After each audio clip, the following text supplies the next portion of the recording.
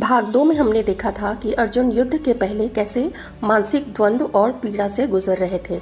पीड़ा स्वजनों के विरुद्ध युद्ध करने की, पीड़ा उन पर शस्त्रों से प्रहार करने की। ये वही स्वजन है जिनकी गोद में कभी अर्जुन खेले होंगे, किन्हीं से शिक्षा ग्रहण की होगी।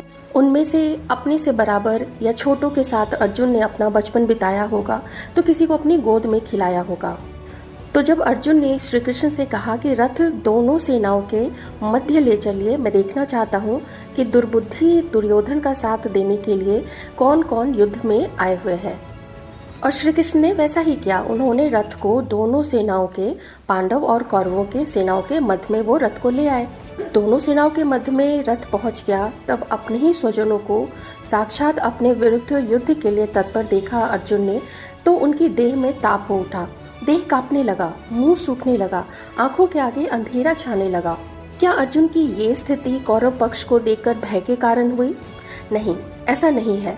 भला अर्जुन जैसे धुरंधर महारथी को किससे भय? भय तो अर्जुन के विरुद्ध जो खड़े हैं उन्हें होना चाहिए, और उन लोगों को होगा भी। तो ऐसे में आंखों के आगे अंधेरा छा जाना, गांडीव का हाथ से छूट जाना, ये मनोदशा क्यों अर्जुन की? तो इसका उत्तर है, ये वही मोह या आसक्ति है जो हमें अपने प्रियजनों से हुआ करता है, या जिनके भी प्रति हमारी आसक्ति होती है।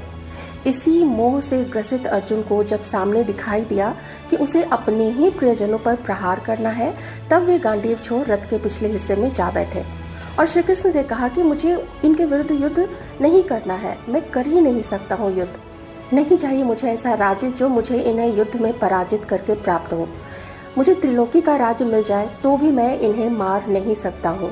अब यहाँ ध्यान देने वाली बात तो ये है कि वैसे तो हमेशा से ही हर काल में हमें सैकड़ों उदाहरण देखने को मिल जाएंगे जहाँ लोग एक दूसरे की संपत्ति हड़पने के लिए, उन्हें नुकसान पहुँचाने के लिए क्षण भर का भी विलंब नहीं करते हैं, बल्कि आज के समय में इसके उदाहरण और ज़्यादा आसानी से हमें देखने को मिल जाते हैं। आप लोग अखबार में हो चाहे समाचार में ये चीज़ें पढ़